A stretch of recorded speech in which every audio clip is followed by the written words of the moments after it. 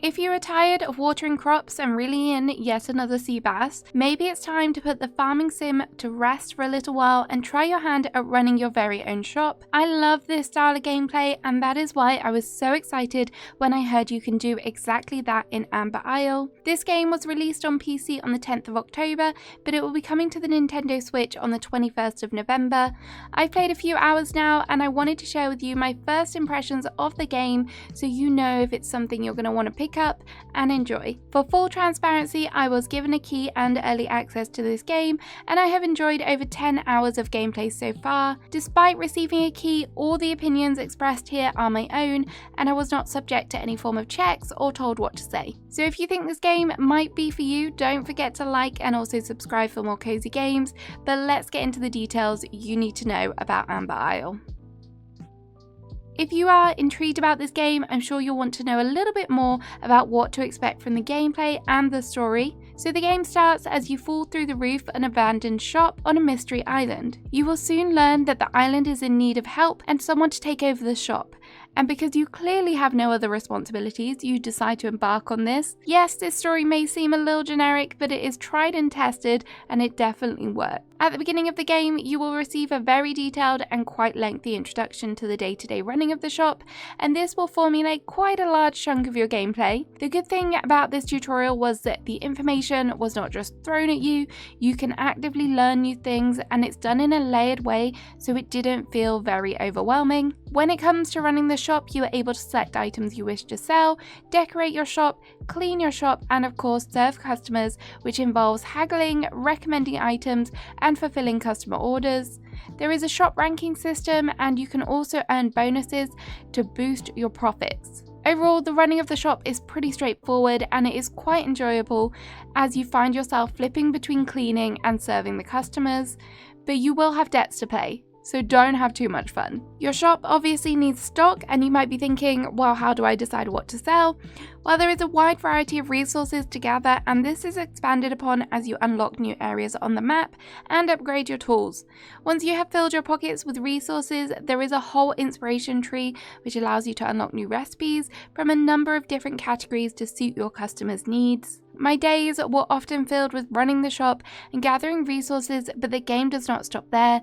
There is a strong emphasis on rebuilding the community and getting to know the new paleo folk. The main storyline guides you nicely through unlocking the new areas, and with that comes potential new customers and residents. Some of these also have their own specialist knowledge, which can help enhance the island.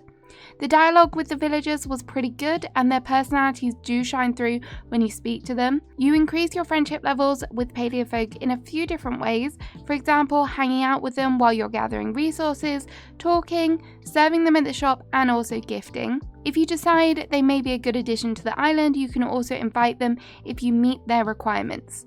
You are able then to choose where to place their homes, and you may even find they need a helping hand, which did result in some nice little side quests. I mentioned earlier that the shop has a ranking system, and so does the island, and to improve it you'll need to carry out repairs and spruce up the surroundings by adding decor pieces and also items you craft. So that is everything you can kind of expect from the gameplay loop. It was pretty fun, it had clear direction, there were lots of quests as well, which was always good, there was always something to do. But what about the music? I love the music for this game. It had a nice chill vibe, but also upbeat, which I think was very fitting for the whole aesthetics of the game. If kind of prehistoric times had music, then I would like it to sound like this. I did, however, turn off the sound effects for the game after it was pointed out to me on stream that one of the sound effects sounded like a fire alarm, which after I heard it got a little bit annoying. So after that, I have played with my sound effects turned off. So what about controls? They are quite important when playing a game, obviously. So I played using keyboard and mouse, and I found that they were quite easy to pick up. It was nice to have the option to use an action bar via the mouse or using your keyboard. If you forgot a control, there were also reminders at the bottom of the screen, which was helpful. My only little annoyance was holding down of the E button to enter and exit buildings. This did feel like it took a while, particularly if you're exiting your bedroom and wanting to get outside, and the inability to use the WASD keys whilst in the shop menu confused me a little bit. Hopefully this is something that they might rectify in later versions. The game also does have controller support if you want to play it that way. I have come to realize that graphics do hugely impact on my enjoyment of a game, and if it has bad graphics, I'm not going to want to play it. And the 3D art style of this game did grow on me. Initially, I wasn't sure about it, but in the end, I did realize I actually quite enjoy it. I appreciate all the different areas and the biomes. They're all really nicely themed as well. They have matching decor items. They're not going to be the stunning kind of vistas that you see in some game, but for the purposes of this one, they are quite nice. And if this is going to be performing on the Switch, then it kind of makes sense that they are a little bit more kind of muted and not overly detailed. When it comes to designing your shop as well, there was a good array of styles to experiment with, and objects and furniture pieces are pretty good too.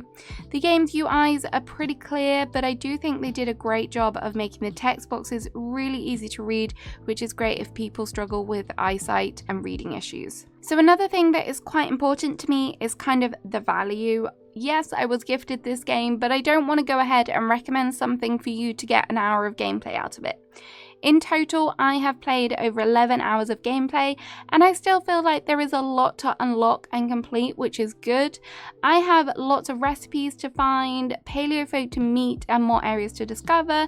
I also have quite a way to go with paying off my shop loan and also decorating the island. I would probably estimate that you could probably get a good 30 to 40 hours of gameplay to complete everything, which I think for the standard price of $24.99, that's in British pounds, is quite good.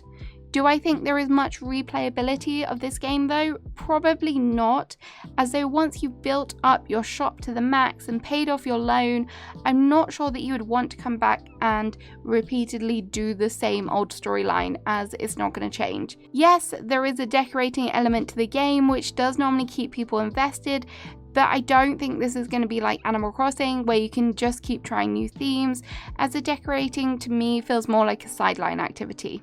Okay, so there is a pretty detailed overview on what to expect.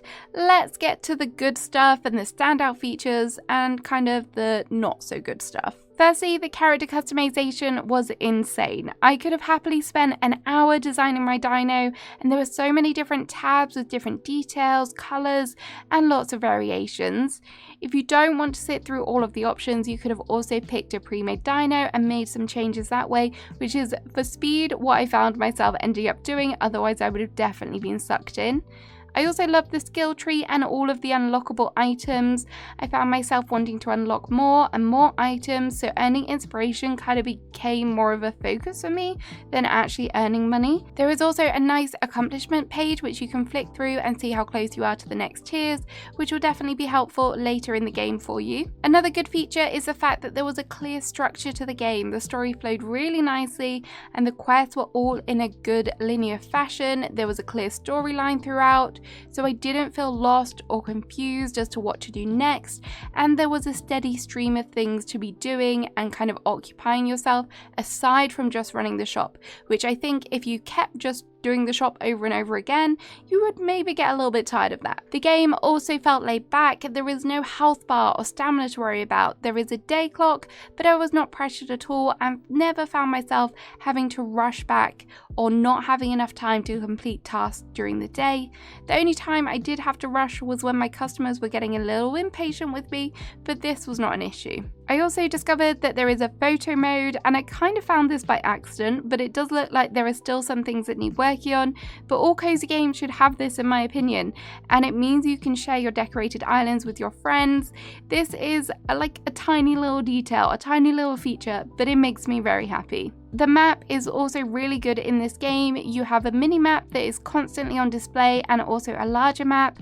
There's points of interest that flag on the map, and the characters are easy to find. If you track a quest, a trail will also show you where you need to go and how to get there. It is honestly probably one of the best maps I've experienced in a cozy game in a while. So there are kind of the key things, the standout things for me so far. What are kind of the more negative things? So the first one may be a little bit contradictory, as it kind of relates to one of the positives, but I think it's worth mentioning. It took me a good few hours to really get into the game, as it had a bit of a slow start. Now that's to be expected when you first load up a game and there's a whole lot of things to learn, but if you're a person with a very short attention span, like me. I would highly recommend sticking with it, as once you have more freedom in the game, my fun levels did increase. So that's just a bit of a prior warning for you. There were also a couple little gameplay nags I had. I definitely had to get used to the fact that once you were crafting your shop, your items don't go into your storage, which would have just made a bit more sense to me. It meant frequently I was exiting my shop with full pockets and then I wasn't able to collect resources.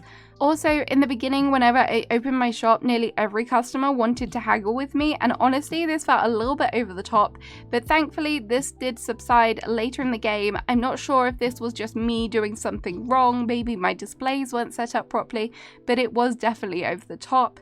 It was also sometimes hard to know what an item was when people were requesting things in the shop, as there was no way to see the particular details for a particular item when you were in the kind of shop discussion chat windows. So it really needed to pay attention to the items you're crafting and what they are, whether they're a medium item, whether they're like an artisan item, because everything has those different categories. I also did encounter some problems when you had tools and knowing which one to use to harvest what. Sometimes there was leaves on the ground and I thought maybe this would use the scythe. No, in fact you'd use the shovel to do that. And likewise, I had wheat in the meadow, which I thought because it was in the meadow I'll be able to kind of access it straight away, but turns out I had to upgrade my scythe to be able to harvest it. It would have been nice to just have like a little message in the corner saying you cannot harvest this with this tool, and then it would tell you what tool was required to kind of let you know what you could do to get hold of it. There is decorating in this game, and normally I am obsessed with decorating. It's one of my favourite activities, but it wasn't my favourite in Amber Isle. There is both decorating in the world and in the shop, and it does feel a little bit restrictive with the placement as there is a grid, and that just made things a little bit harder. It's also a top-down view, which I'm definitely not used to, so maybe that kind of added to the little bit of like, oh, this isn't so fun, but it still works. It does kind of end up with nice looking areas as well, so it does the job. It's just not my favorite way to decorate. And I also found that when you are doing things in the world, like placing down houses and stuff, you actually have to remove all of the resources in that particular area before you can place them, which just felt a little bit annoying. Like, just remove the resources for me, please. I don't care if they delete. It's just so much easier than having to be in one place where you need to place the house and then run all the way over there and remove stuff. It was just a bit of a faff. I don't think I would be playing the game for the decorating alone, but it is nice to have, and it does tie in with the overall storyline, so I'm not that mad about it. Time for my final thoughts. Overall, the game is good. It's still not going to be my dream shop management game I am wishing for, as that one definitely didn't feature dinosaurs or paleo folk, but it definitely did provide me with a nice break from farming sims, and Amber Isle, although a new release, definitely did feel nostalgic and familiar to me. It had elements which reminded me of Animal Crossing, for example the paying off of your shop loan, inviting new villagers to live on the island, which did feel quite wholesome. It also had similarities to Disney Dreamlight Valley, where you hang out with your friends to earn friendship points, and the goals screen did look familiar. So if you are fans of those games and want to try something new, I would definitely recommend giving this one a try. I will be honest and say I also don't know if I just enjoyed this game more because I've been playing quite a few early access games, but it was so refreshing to play a game that felt more finished and more polished. Yes, there were a few niggles here and there, but I didn't really encounter any bugs, which is really nice, and I did enjoy playing it, and I definitely want to keep playing it more. I would be interested to see how well it performs on the Switch, as I do think the mechanics would translate well onto the handheld console, and it's definitely something nice to play curled up on the sofa. Only time will tell with that one. Let me know what you think about the game in the comments. Will you be giving this one a try? But until next time, have a great rest of your day, and I'll see you again soon. Bye bye!